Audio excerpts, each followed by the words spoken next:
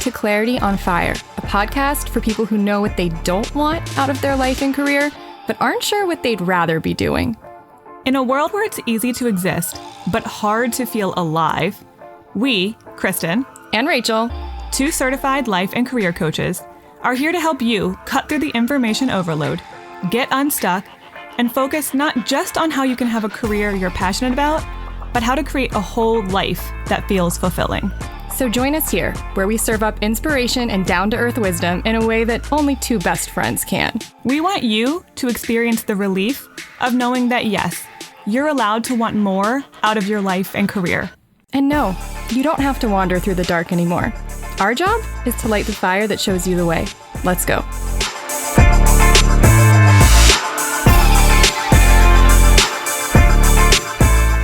Hello. Hello. This is one of my favorite things that we do. It always, it's always a fun little message. I'm still not comfortable using our enchanted map deck because I don't want to get the deep freeze card. You've been following us for any length of time. You know, for that, the entirety of 2021, every time we did one of these, we got the same card. And it was just statistically impossible that we would keep getting that. And then there are still cards. Like I did a tarot reading for my mom a few weeks ago, or I don't know, whenever it was. I've lost track of time.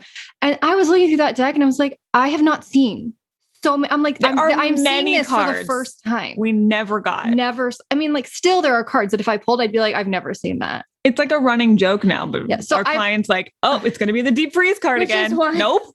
Which is why I'm refusing.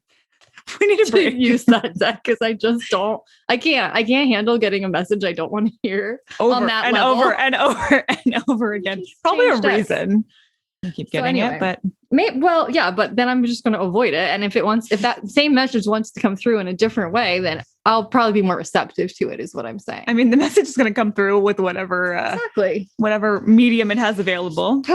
Okay. So as I'm shuffling this deck, and I've been shuffling a lot before we even started, I'm just using the classic Rider-Waite deck this time, but I wanted to let you guys know that if you're interested, our Patreon community is having a free breathwork.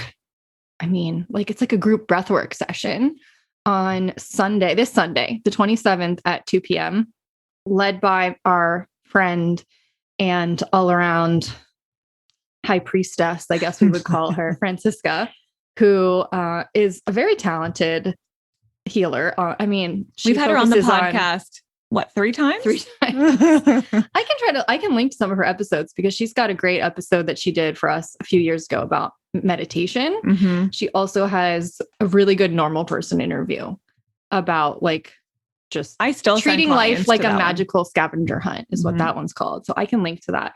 Anyway, she'll be leading a free breathwork session. And if you've never done breathwork, it's a really cool, intense, interesting, never before experienced kind of thing. It's unlike anything you've ever done. Can't quite call it a meditation. No, it's too much work. It's a very deep experience. Called breath work for a reason. But it's so powerful. Yeah.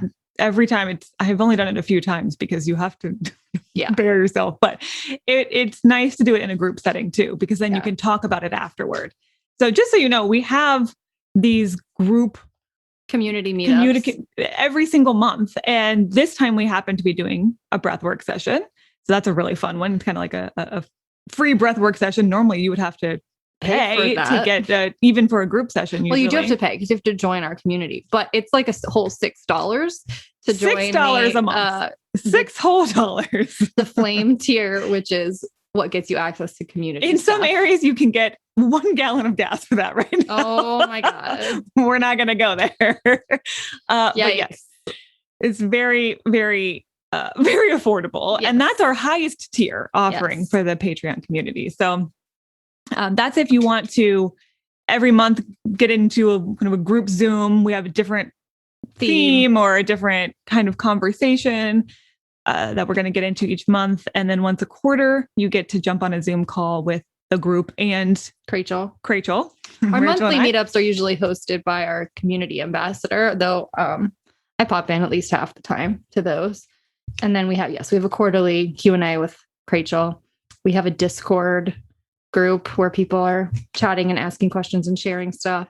So it's a fun little community. And then if you don't want any of that, you just want bonus content, which we put out every month-ish, then you can just join the $3 tier, the Spark. Anyway, but yes, if you want to join this Sunday's breathwork session, I would sign up today so that you're in. Yeah. And you can get all the details for that. Yeah. And then of course, when you join, you get access to all of the past recordings of things that we've done. So all of past Rachel Q&As and all of the bonus episodes we've done in the last year, because it's now been a year since we started doing this Patreon group. So, okay. You ready for a message from the universe? Okay. I don't know if I am, but like, here we are and we're going to do it. So, okay. I'm using the classic Rider-Waite deck. So if you want to see the images, it's easier because you can just Google Rider-Waite. It's Rider, Waite. You can also look on our site. Like I'll post a picture of them, but it's also just easy to see what we're talking about. And the descriptions that we read are from our friend, astrologer, tarot reader, intuitive extraordinaire. I think her newest. Oh yeah, her newest term is shift witch, the village shift witch. No, not maybe, but okay. So Madeleine Joan, I'll link to her stuff, but I'm pretty sure if you search Madeleine the Village Witch on Instagram and YouTube, that is her new handle, and that's what will. That's her new handle, yes. Yeah. And she said she recently got a message from Spirit that she is a shift witch, and she's going to own that. Madeleine the Shift Witch. Okay, so anyway, I will link to her stuff. She's not hard to find on YouTube, but her descriptions are Instagram. Some of the best we've found. Plus, we know and love her, so yes, we'll be describing it in her words. Yeah. Okay, so I'm gonna, as usual. Your intuition matters here. So I'm going to give you multiple options for how you want to treat this reading. I have a jumper. It's 6 of Wands. I'll put it back in the deck, but just in case that comes back up. If you want to, I'm going to split the deck into thirds. Okay. So if you want, you can do past, like left, past, middle, present, right, future. You can also do just like, I just want one card and I'm just going to choose left, center, or right and just get that's my message for today. Or if there is a issue or problem that you currently are trying to figure out what to do about, you could do the problem on the left card. The middle card could be what's the solution or what needs to be done. What's the action that needs to be taken? And how I would interpret that. The right one will say that's the outcome. What's the outcome come on the other side of taking that action? Slightly different than how we've described it before, but I like seeing it that way. Also, just like mixing things up, just changing things up a little. So all right, take a beat, see what. Pause if you need to. You don't have to. You can always think of something that you want to get a message about if you really want like particular guidance around a thing. Or you can just say, I don't know, I'm open to hearing what I need to hear and just hear what comes through and know that it's for you in some way. So, okay, I'm splitting the deck. Here we go. We're doing this live. So you can know we did not. I'm not faking this. We are doing did not pick these ahead of time. This is happening real time. Okay, so I'm going to start with the left card. So that's either the past or it's just your reading if you just want to pick the left card.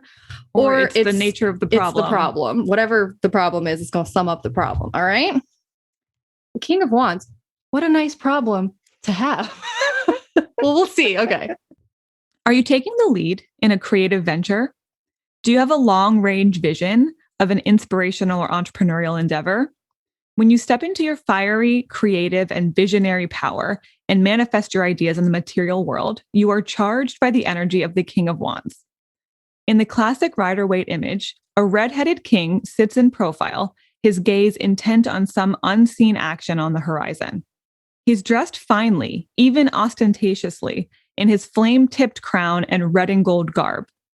His throne and cape are decorated with the noble lion and the salamander, the mystical fire elemental who eats his own tail, symbolizing the eternal creative cycle that pervades everything that is. Another salamander sits at his feet, symbolizing his mastery over the creative, the regenerative, and the resilient. In his left hand, he holds a tall, blooming wand. Wands are symbolic of the fire element, the realm of creativity, willpower, and energy. The King of Wands does not merely have great ideas, although he does have plenty. He also knows how to manifest them in the material world. The king has moved all the way from the ace of inspiration to the expansion and mastery of his original intent. Whether he is writing, acting, painting, singing, coding, or running his own business, the King of Wands lives and breathes his vision.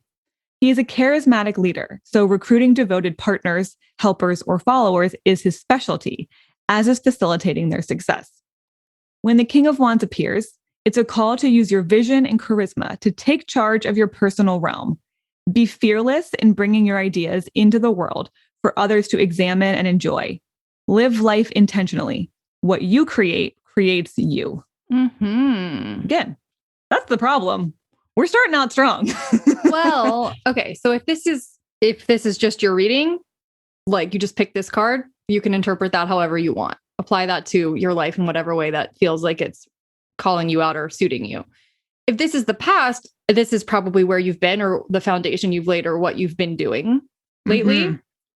If this is the problem, the way I interpret this is that this is probably what you're being asked to step into, and you might be hesitant, or you might be procrastinating, or you might be afraid of embodying all of that power or creative energy. So, because that's a big ask. It's a big ask to step into that, and it feels like a lot of responsibility. With great power comes great responsibility. Exactly. It's asking you to make some big changes too. Potentially, yeah. Not necessarily. I would call it a quality problem, high quality problem, but still, it can create some resistance and some fear. One that might be creating. Yeah, I think that's the vibe I'm getting. Is that this is a good thing to have. This is a good problem to have. It's a good thing to be asked to be doing, but it doesn't mean it's not scary. Yep. Okay, you ready for the next one, which is the center one? So either the present or the solution, if you're at the problem, or it could just be your... I think you keep saying solution. I feel like the solution is like the last... When I think of solution, I think of the last step. I think of this as like the action that needs to be taken. Okay, yeah, I'm thinking of it as like what to do to solve it, like the answer, right? And then what is going to happen when you do it. So whatever terminology makes sense to whatever. you. Okay. And we have the High Priestess. Okay. Be patient. All will be revealed. You're advised to keep cool and trust your intuition when the High Priestess appears in a reading. A serene priestess sits between two pillars, one black, one white, emblazoned with J for Joaquin and B for Boaz. I don't know how we pronounce those. I think it's Joaquin. Joaquin. Okay. But it's with a J. Well, I know, but so are a lot of things that start with J. Yeah. So we're just going to go with the meanings, which is begin and completion. Between them, a tapestry decorated with pomegranates, the symbol of Persephone. I've literally never noticed that there are pomegranates on this. I know there are on the Queen of Pentacles. Yeah. No, the Empress. Isn't there pomegranates on the Empress? I think you're right about the Empress. I thought also the Queen of Pentacles, maybe, but we'll have to double check that. But I've literally never noticed the Persephone thing here. So never noticed that okay, here too. Continue. Persephone, the only goddess to be as at home in the underworld as she is on earth, separates the uninitiated from the secrets of the unconscious. She wears the crown of the triple goddess, the holy cross around her neck, and has a Torah unfurled in her lap. And all complement and illuminate one another. The High Priestess cares not for needless lines and delineations. She keeps her throne where spiritual truths wait for seekers, where belongings and endings intersect and blend, where intellect and intuition bleed together. She is the keeper of secrets and the ultimate intuitive, trusting her gut even above the most well-crafted explanations. What situation in your life appears one way, but feels quite another? In this day and age, we're programmed to trust logic, authority, the established order, all above everything. But for now, sit back in a quiet space and let the answers come to you from within, whether that means meditation, prayer, a long bath, or a long walk. Make room for your inner priest or priestess to reveal themselves to you. There's more information yet to be revealed that will help you make the right call, but wait for the right time. The High Priestess is all about sniffing out obscure answers and hidden agendas, so make time to listen to your inner voice and pay attention to its wisdom. Then, when the situation presents itself to you, you'll be ready. All answers lie within you. Ooh. Does that need interpretation? I mean, that's good. Okay. So if this is the present, well, you're being guided to follow your intuition. Just clearly got told what to do. I mean, you did. You just got told what to do. And like, if this is the action that needs to be taken, this also is very clear. Like, same. If you're looking to step into your creative power and potentially carve out a new path or something, take action on whatever creative or inspired venture you have the inspiration to do, you don't have to know the answers yet. You're being told, just take a pause and all will be revealed to you. Which doesn't mean doing nothing. I don't necessarily get the vibe from the high priestess that that it's about sitting and doing nothing, but it is about trusting your gut against necessarily the logical evidence that you might be gathering that says do it this way. And it definitely says make space through whether it's meditation or long walks or prayer or whatever helps calm your mind so that you can receive that. It's not about doing nothing. It's about intentionally creating space and being open to receiving the answers because they will reveal themselves in the right time. Yeah. And trusting your gut over what Logic. Might seem like contradictory information. Just because everyone else is doing it this way doesn't mean you have to do it that way. Okay. I'm very interested to see what the outcome is. Very powerful or the future is. Which kind of actually is now blending, right? The outcome and the future, they just feel like that is one and the same at this point. Okay. Or the right, if you just chose this as your reading. A single card. Okay. I'm kind of nervous. Knight of Cups. Are you feeling romantic, dreamy, willing to get open and vulnerable in order to get your message across? Or are you being approached by a white knight with such an invitation, perhaps even one on bended knee? Then you are swept off your feet by the sweet enthusiasm of the Knight of Cups. In the classic Rider-Waite imagery, a young knight encased in his infamous shining armor prances on a pure white horse across a tree-dotted landscape fed by a long blue stream. He appears to be presenting a single golden cup. This card lacks the impatience of the Knight of Swords, the impetuousness of the Knight of Wands, and the steadiness of the Knight of Pentacles. The Knight of Cups prides himself on his role as the ideal romantic suitor, bearing gifts and decked out in his best in order to win his lover's hand. This Knight of Cups is in touch with his feelings and intuition. He's romantic, charming, and even poetic at times. He may demonstrate his devotion through silver-tongued speeches, art, or another form of creativity, and he's willing to bear it all in the name of love, or, in his negative aspect, the fantasy of it. Knights are young in the tarot, whatever the age of the person they may represent. They still have some maturing to do, and at his lowest, the Knight of Cups can get moody, emotionally unstable, lost in dreams or regrets. But generally, the Knight of Cups represents an event in our lives or a person that invites us to open ourselves up to love, to possibility, and to courageously feeling the heights and depths that come with them. The Knight of Cups comes up when we are about to be taken on an emotional journey. We may be motivated by love or inspired by creativity, but we are certainly moved and feel the urge to put ourselves and our most precious dreams out there. Go forth and make your offering. Well, that also feels... I don't know. It just feels like the King of Swords there's a lot of inspiration. What are you saying, King of Swords? I'm sorry, the King of Wands. Yes. The King of Wands has the potential to really grow into an inspired creative endeavor. And then the High Priestess is asking you to tap into your intuition and your emotion and not follow logic so much so that you can be inspired to the right actions. And then you're going to be taken on an emotional journey.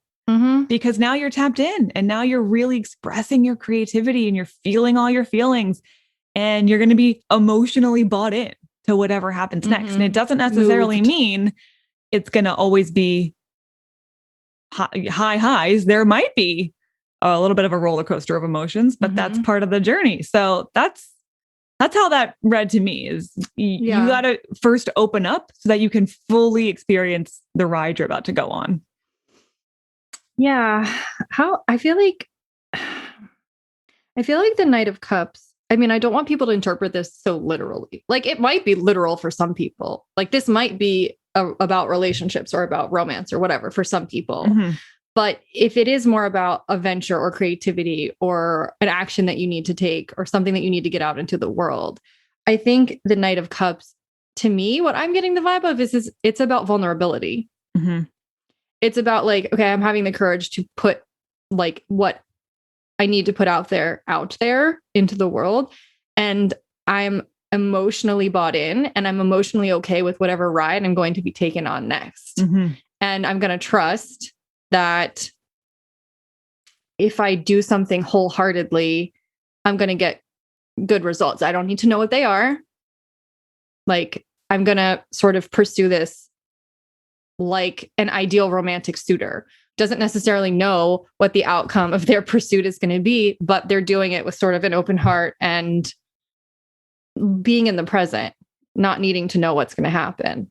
I see the Knight of Cups as highly optimistic and hopeful, and has wearing his heart on his sleeve. And I'm going to pour myself into this, and we'll just see how it goes. And you need that energy in order to be vulnerable. You have to have a little bit of stars in your eyes, or heart eye emoji. You kind of have to embody that a little bit in order to do the uncomfortable, vulnerable, courageous thing. Mm-hmm. Mm-hmm. If I were to sum this up in emoji, I would do fire emoji. What's the high priestess emoji? I feel like it's the moon emoji, mm-hmm. and then the heart eye emoji. Good. Yeah. Okay. Interesting. I wonder how that resonates with some of you, because I just feel like this could be applied to so many different things you might be. I feel like I could actually do 2 different interpretations of this based on like different areas of my life. I get the interpretation that I think you are getting from this. Yep. Right? I know this one applies to Rachel and I on a particular level right now. Right. But I think I could probably apply it to another level too. So anyway, because we're the ones doing the reading, I know we always applies to us. Understand where it's coming from, but I trust that it's gonna relate to you, because we've had enough feedback over all the many times we've done this, that this hits you guys right where it's meant to. You know what else I just noticed about these is that the King of Wands and the High Priestess are sitting, and the Knight of Wands is like on a horse. He's also sitting, but he's moving. Mm-hmm, mm-hmm. Whereas these are sitting and they're just sitting still. So it's like, I've got the idea. I've got the potential energy. Yes. And then I'm marinating in it. I'm intuiting what I'm supposed to do next. And now I'm moving. In physics, isn't that kinetic energy? Sure. I don't know. Rachel and I were the worst at physics, but real bad. Potential energy, now we're actually moving that energy. Yeah, now we're moving that energy. But we're still on our butts, but like, you ever been on a horse, you know it's a bumpy ride. That's a workout. Riding a horse is a workout. But it'll also get you where you need to go. Yeah. So, okay. And he's got little wings on his feet and his helmet. Did you never notice that? I never noticed his little wings. Yeah. Like kind of like Hermes. Yeah. Okay. Well, all right. There you have it. Well, let us know how that resonates. We always like to hear that. It's always fun to hear your interpretation, because these things they're going to resonate with you in a totally different way than they do with us. So leave us a comment and let us know. We'll be back with one of these, I'm sure, in a couple months. In May. I like to do them every other month. I think gives you enough time to, and then, I like to go back too sometimes and listen to the one from a couple months ago to see, did that happen? Did we go on that journey? Like, sometimes you don't know what it means until you look back. Yeah. And it's like, oh, well, okay. Well, I get that now. Doing that helps you interpret what's happening now. Mm-hmm.